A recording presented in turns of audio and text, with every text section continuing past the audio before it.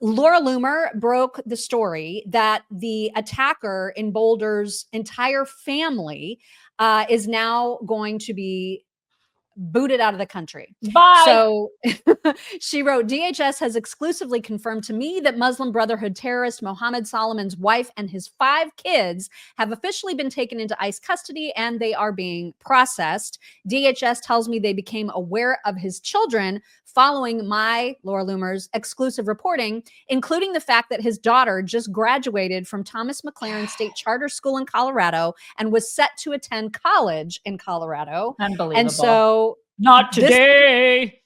She can dig up the dirt. Yeah, you guys. There's no one that can do it better. Mm-hmm. I am not a fan of hers for many reasons, but about her investigative work, there is no doubt that she's awesome at it. She's the best. Again, she's that girl that if you get a new boyfriend, call Laura and be like, can you please check this guy out? I need to know his background before I get involved with him. She is that girl.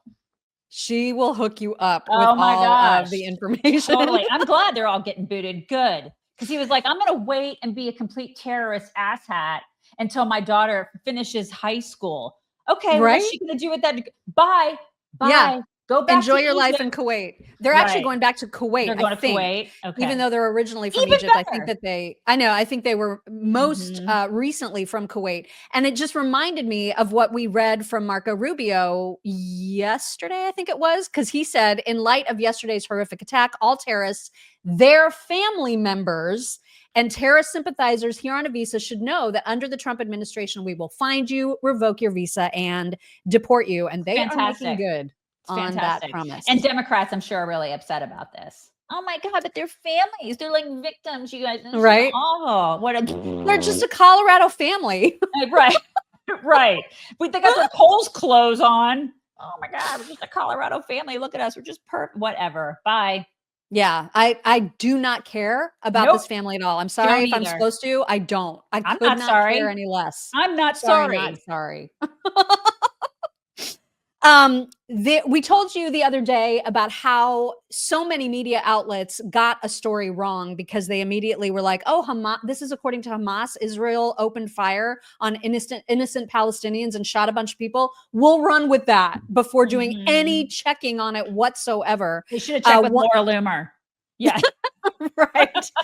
One of the outlets that did that was the Washington Post. And in their case, it was really, really, really egregious. And they have since made this long apology. So originally their story said at least 31 people were killed Sunday morning in southern Gaza, according to the Strip's health ministry, when Israeli troops opened fire on crowds making their way to collect aid. Oh my God. Read their correction. We've deleted the post below because it and early versions of the article didn't meet post fairness standards. Oh, you think? The background. Early versions of this article on Sunday stated that Israeli troops had killed more than 30 people near a U.S. aid site in Gaza, with the headline attributing the action to, quote, health officials, end quote. The article failed to make clear if attributing the deaths to Israel was a position of the Gaza Health Ministry or a fact verified by the Post. The article and headline were updated on Sunday evening, making it clear that there was no consensus about who was responsible for the shootings and that there was a dispute over that question. While statements from Israel that it was unaware of injuries and that an initial inquiry indicated its soldiers didn't fire at civilians near the site were included in all versions, the Post didn't give proper weight to Israel's denial and gave improper certitude about what was known about any Israeli role in the shootings. Oh my God. The early versions fell short of Post standards of fairness and should not have been published in that form, you guys. Do you see what's missing from that statement? What's missing is anybody being fired, because if it fell short of standards of fairness and should not have been published, then somebody needs to be held accountable. Right. You don't just get to be like, Israel shot up a bunch of people and then be like, oh, our bad, like days later when the damage is already done. Well, the toothpaste is out of the tube, as you would say. The last paragraph should have been like, oh yeah, and we'll do it again. Right. I mean, essentially, and of course, they're not the only ones. The BBC also just absolutely awful. Hillel Fold said the manufacturing of a blood libel in real time. The BBC, they killed 31. Wait, no, it's 26. Ah, shoot, my bad. They didn't kill anyone. How many people saw the first reports of a massacre and how many saw the retraction? That is the strategy. They lie because they know it'll get a lot of traffic, and then they quietly retract knowing that no Right. one cares. Exactly. God, There, it just you makes guys, me so mad. it's the whole "there are good people on both sides" bullshit. That's exactly Yeah. what it is. It's like you get it out there and everybody just believes it, and then it's like, oh wait, but it's not what he said. It's not what he said, but we're going to say that really quietly. It's not what he said. Everybody already believes it. It's done. The damage is done, and they know Yep. it's done, and they don't care. They do it on purpose, with purpose. I cannot loathe these people enough. I mean, it's just disgusting. And so, there's two instances where they had these headlines saying 31 dead, Israeli gunfire, Israeli tanks open fire. Oh, and then they quietly correct it, 26 dead after Israeli tanks open fire. And then there's the correction. Right. It's just so disgusting. These people don't verify anything. And the only information that they're taking is of a terrorist organization. Yeah. What in the world? It's not just irresponsible, it's malicious.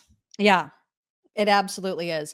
Karoline Leavitt talked about this in her presser yesterday, and she actually called out the WAPO for what we talked about the other day, which was their headline on fentanyl. Do you remember how Yep. ridiculous that was? So Yes. she was calling out just the press on all of these things. Here is a good bit from Karoline.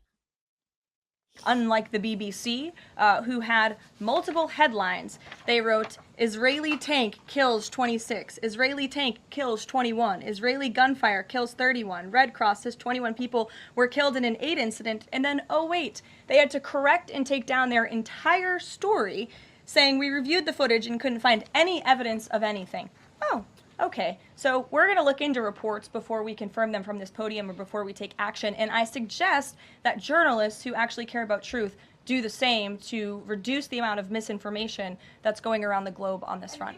The Washington Post just ran one of the most ridiculous headlines ever, even by their standards, and on my very first briefing several months ago, I said I would hold anyone accountable in this room. The Washington Post actually had this headline, "The mysterious drop in fentanyl seizures on the U.S.-Mexico border." How is this mysterious? There is no mystery about why there is a decrease in fentanyl coming into the United States. This administration's strong border policies are the reason there has been a decrease in fentanyl trafficking. His strengthened relationship with Mexican President Sheinbaum and all of the measures he has been taking to deter illegal human and drug trafficking at our United States southern border is the reason for plummeting fentanyl seizures at the U.S. border. There is nothing mysterious about that, and we'd like to see the Washington Post update their headline accordingly. This is clearly trying to intentionally manipulate the minds of the Americans, and I think the American people understand why there's been a fentanyl drop. And our office responded to this inquiry. We provided a whole host of the reasons that fentanyl seizures at the southern border have dropped, and the Washington Post refused to run them, and that's despicable. Yeah. Gosh. The media thinks that you're stupid. And half of us are. Yeah. Half of us are not. Half of us are awake. We see what they're doing. God, The good half. That headline, I know we talked about it. Man, that was about as bad as it gets. It's insane. You guys, we have to talk about dogs for just a moment. And cats. Oh my gosh, we can't forget the kitties. We gotta try the kitties. They eat If you are not giving your pet rough greens, what are you even doing? Your dog and your cat needs nutritional supplements just like you do. Did you know that half of all dogs over 10 are going to die from some form of cancer, and nearly the rest suffer from some joint pain or skin issues, and that all leads to their diet. If you're just feeding your pet dry kibble, it's not enough. They need the supplementation that they get from rough greens, all the essential vitamins, minerals, antioxidants, and digestive enzymes that your animal needs. They get the best nutrition, and it's all thanks to naturopathic Dr. Dennis Black, who is the creator of rough greens. And it is now, by the way, the #1 pet supplement in America, with good reason. If you haven't tried it, dogs and cats really like it. So they get used to having it, this green powder, top their normal dead, dry dog food, because they know it brings it to life. They know it tastes delicious. So it's the best of all worlds. Great taste. Your animals love it. You see really quick results from it, and everybody's happy and healthy. and you should make your dogs and cats happy and healthy. You can try Yeah, it you for should. free. You should. For free, you guys. You get free jumpstart bag for either dogs or cats when you go to roughchicks.com. You just cover shipping, ruffchicks.com. And then, of course, don't forget to use code Chicks, do it. Barry Weiss was on with Morning Joe and Mika to talk about the horrors that are happening in terms of anti-Semitism across the country, and how there needs to be, how much it's changed since like that synagogue act of terror that we saw, what was that, 5 or 6 years ago? And literally everyone had no problem coming out and saying, that's wrong. That's horrible. Yeah. No one had a problem with it. And Things have now it's changed. different. Things have changed. And she talked about that change right here. Forward to these two recent attacks.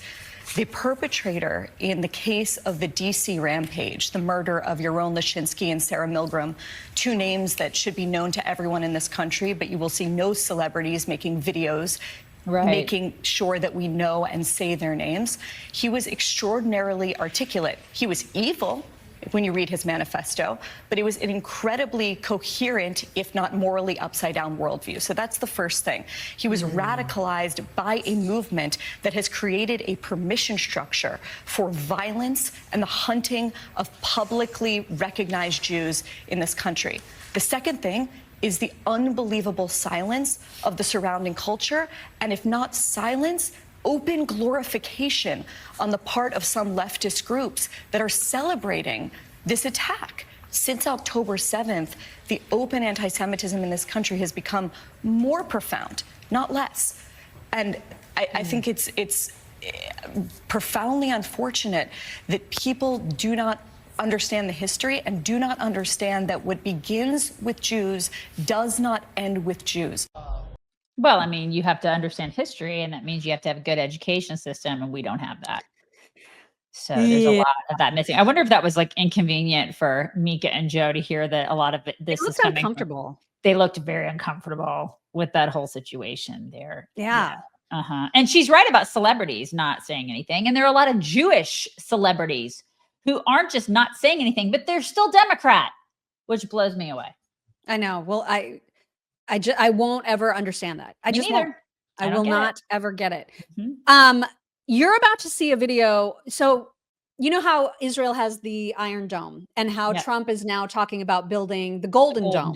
Which is a similar anti-missile structure, essentially, or apparatus for the United States and possibly Canada. We don't know yet. He's charging a lot of money for them to be involved.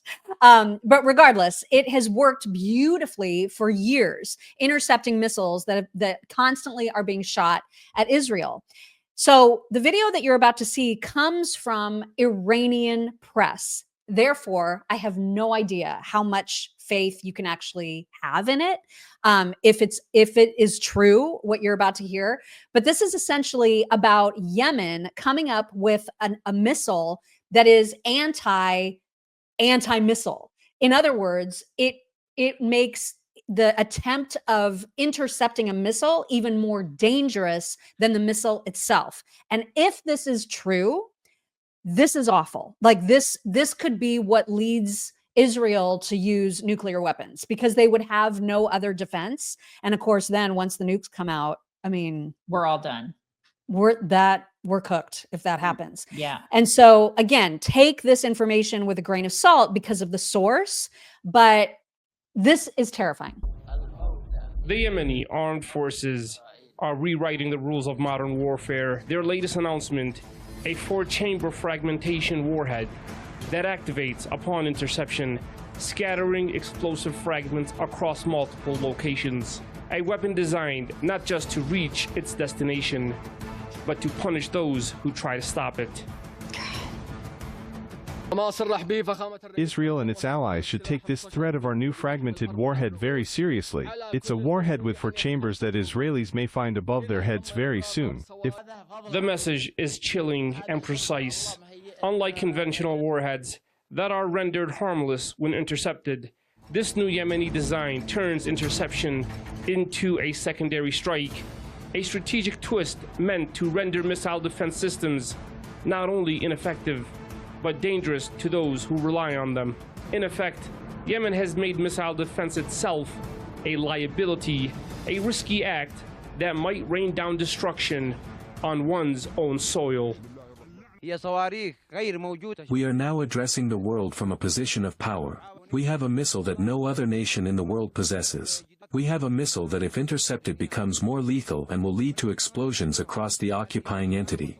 We warn you neighboring nations and the traitors who are attempting to intercept our missiles, whether it's Saudi Arabia, UAE, Jordan, or Egypt, if you attempt to intercept our missiles over your lands, our missiles and explosives will fall on you. The strategic calculus for countries like Jordan and Egypt just became more complicated. Hosting radar systems or allowing interception corridors may no longer be seen as protective measures, but dangerous gambles with unprecedented outcomes. I mean, I some people hope it's just propaganda. I would love for that to just be propaganda, but I don't know. The I bottom don't line, know. though, even if it's propaganda, they would love for that. They would love for that to be the case. You know what I mean? They would be those people would be happy if that was something that was real, even if it's not. I don't know if it's real. I have no idea if it's propaganda. I don't know. I have no idea. And because John asked the question, why haven't they used it already? Well, yeah, I mean, I don't know if it's a way of convincing the other countries that they listed, hey, don't get involved, because if you do, then you could be a target of these particular weapons, and so that could potentially change the calculus of how other nations help Israel, and that, of course, is what they always mean to do, which is isolate Israel as much as possible. And so if this is a way of convincing those neighboring countries, you're gonna get effed too. You know what I mean? I don't know. But not knowing is part of the danger, right? Like you have to just hope that it's not true and continue on the course that you're on. But like, if that's true, that is horrifying. Horrifying. These people will never stop, though. You know, They're will never, awful, hateful, terrible, horrible. Yeah, people. they just will never stop. And so much of it is just rooted in anti-Semitism. All of it is rooted in anti-Semitism. And it's just like, just freaking stop. Just stop. Yeah.